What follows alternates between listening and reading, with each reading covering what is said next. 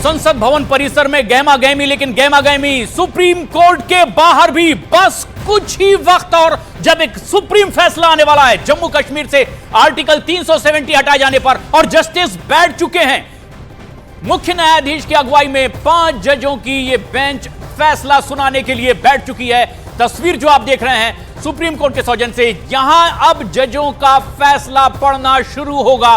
कार्रवाई अब इस सुप्रीम कोर्ट की शुरू होने वाली। 370 हटाए जाने के खिलाफ करीब 23 अर्जियां कोर्ट में दाखिल की गई, लेकिन सुप्रीम कोर्ट बार बेंच के अध्यक्ष ने कहा कि ये सारी अर्जियां रद्द होगी। अपने 45 साल के तजुर्बे से हम ये कहते हैं। और ना सिर्फ उन्होंने ये कहा, बल्कि जो पक्ष में लड़ रहे थे 370 को हटाने को गलत करार दे रहे थे, कपिल सिब्बल ने ट्वीट कर दिया कि कुछ लड़ाई हारने के लिए लड़ी जाती है। यानी उन्होंने अपनी तरफ से यह बात साफ कर दी कि उन्हें किस तरह के फैसले की संभावना दिखाई दे रही है। यानी उन्होंने खुद एक हारी हुई लड़ाई लड़ी, और यह जजेस की बेंच अब बैठ चुकी है। फैसला सुनाए जाने का सिलसिला बस शुरू ही होने वाला है।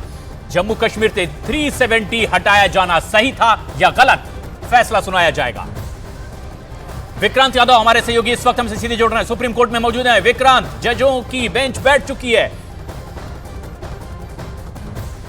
देखिए, बिल्कुल इस मामले में एक और चीज़ मैं बताऊंगा कि 3 जजमेंट इस मामले में आ रहे हैं। एक सीजीआई अपना देंगे, जस्टिस गवाई का आएगा, और इसके अलावा जस्टिस खन्ना, संजीव खन्ना का इस मामले में जजमेंट आएगा। तो 3 जजमेंट आएंगे और चीफ जस्टिस अपना जजमेंट पढ़ेंगे, और उसके बाद बाकी जो 2 जज हैं वो अपना जजमेंट पढ़ेंगे। जस्टिस सूर्यकांत और जस्टिस खन्ना का एक जजमेंट है, जो जस्टिस कौल ने एक अलग जजमेंट लिखा है। तो इस तरीके से ये अलग अलग जजमेंट आएंगे।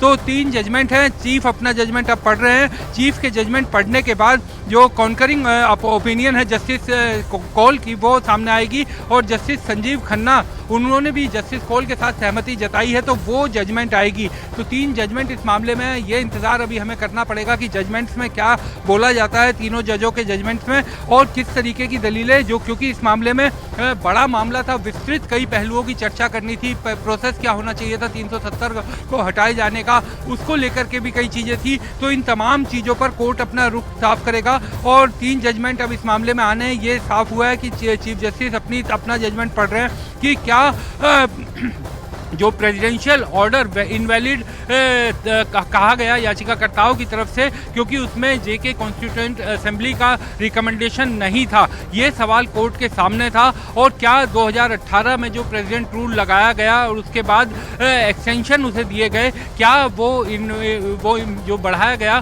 क्या वो इनवैलिड था या वैलिड था, इस पर कोर्ट अपना फैसला सुनाएगा। तो प्रशांत, ये तमाम ऐसी चीज़ें हैं क्योंकि इसमें तमाम संवैधानिक पहलू जुड़े हुए हैं, और इसी कारण संवैधानिक बेंच ने इस मामले को सुना है। तो इन सभी कॉन्स्टिट्यूशनल मैटर्स को लेकर के कोर्ट अपना फैसला सुनाएगा, और आज के कोर्ट के फैसले से ये विस्तृत फैसला होने जा रहा है। और इस फैसले से ये साफ हो जाएगा इस मामले में अभी तक जिस तरीके के कयास लगाए जा रहे थे, वो तमाम कयास भी पूरी तरीके से बंद हो जाएंगे। ये एक बड़ी बात है, और ये फैसला सुनाए जाने का सिलसिला अब शुरू होता हुआ सुप्रीम कोर्ट में, और 5 जजों की ये बेंच अब बैठ चुकी है। खास बात यह है कि चीफ जस्टिस की अगुवाई में डीवाई चंद्रचूड़ सिंह अपना फैसला सुनाएंगे। Justice Sanjay Kishan Kaul, justice Sanjiv Khanna, justice BR Gavai, justice Suryakant, इनकी मौजूदगी। और अब यह कार्रवाई सुप्रीम कोर्ट के आगे शुरू हुई।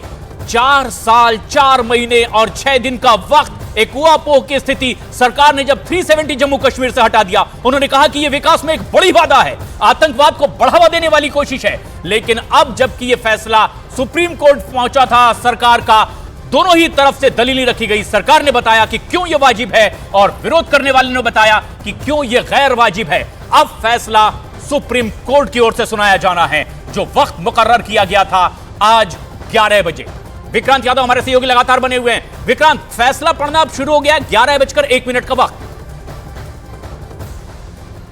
देखिए, बिल्कुल प्रशांत, इस मामले में जो सीजीआई अपना फैसला सुना रहे हैं, उसमें हमें समझना पड़ेगा, वो पॉइंट्स बता रहे हैं जिन पॉइंट्स पर सीजीआई अपना मत देंगे, अपना फैसला सुनाएंगे। सीजीआई के सामने जो इशू थे, उसमें से पहला इशू ये था कि क्या 370 टेम्परेरी था, क्योंकि सरकार की तरफ से ये दलील दी गई थी कि 370 परमानेंट एक संविधान का हिस्सा नहीं था, और उसे टेम्परेरी क्लोज के आधार पर उसे रखा गया था। और क्या 370 को हटाए जाने का जो फैसला था, क्या वो पूरी तरीके से लीगल था? 370 को हटाने का जो रिकमेंडेशन था जेके कॉन्स्टिट्यूएंट असेंबली की राय के बिना, क्या वो वैलिड था? इस पर कोर्ट अपना फैसला सुनाएगा। क्या प्रेसिडेंट रूल जो दिसंबर 2018 के बाद जो प्रेसिडेंट रूल लगाया गया और उसे जो बार बार बढ़ाया गया, क्या वो वैलिड था? इस पर चीफ जस्टिस अपना मत सुनाएंगे। इसके अलावा जो जम्मू कश्मीर रीऑर्गेनाइजेशन एक्ट है, जिसने स्टेट का बाइफर्केशन किया था, जम्मू कश्मीर और लद्दाख को लेकर लद्दाख को अलग किया गया था,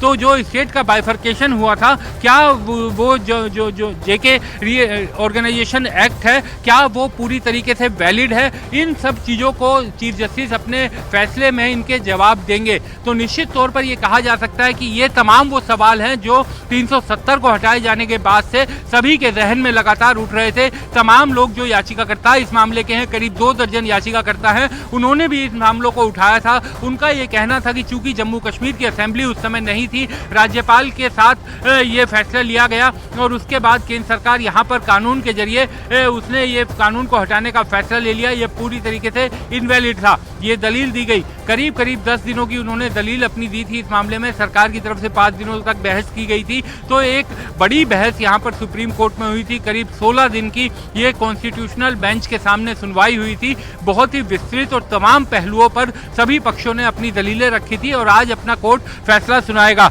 तो कोर्ट के फैसले से इस मामले पर लगने वाले तमाम जो सवाल थे, जिनको लेकर लगातार सवाल उठाए जाते थे, उनको लेकर के जवाब मिल जाएगा। चीफ जस्टिस इस बात का भी जवाब देंगे अपने फैसले में कि क्या प्रेसिडेंशियल प्रोक्लेमेशन जो थी वो वैलिड थी या नहीं थी। तो कोर्ट के पास ये तमाम चीज़ें हैं और कोर्ट इन सभी चीज़ों को लेकर के अपने फैसले में साफ करेंगे। अभी फिलहाल चीफ जस्टिस ये अपना फैसला पढ़ रहे हैं। चूंकि 3 सेपरेट जजमेंट हैं, तो इस पूरे जजमेंट को सामने आने में अभी कुछ समय लगेगा। और ये बड़ी खबर है, इस वक्त की बड़ी खबर हमारे सहयोगी विक्रांत दे रहे हैं। चीफ जस्टिस ऑफ इंडिया ने फैसला पढ़ना शुरू कर दिया। उन्होंने कहा कि 3 फैसले हैं इसमें। जस्टिस सूर्यकांत और जस्टिस गवई मिलकर के एक फैसला सुनाएंगे, जबकि जस्टिस खन्ना का एक फैसला होगा। जस्टिस संजीव खन्ना अलग से फैसला देंगे। आर्टिकल 370 को लेकर के अब सुप्रीम कोर्ट में फैसला पढ़े जाने का सिलसिला शुरू हो चुका है। खास बात यह है कि क्या यह स्थायी था संविधान के हिसाब से या अस्थायी था, जिस पर एक लंबी जिरे चली। 16 दिनों तक लगातार सुनवाई हुई और अब फैसला पढ़ा जा रहा है। इस पर बड़ा फैसला आएगा।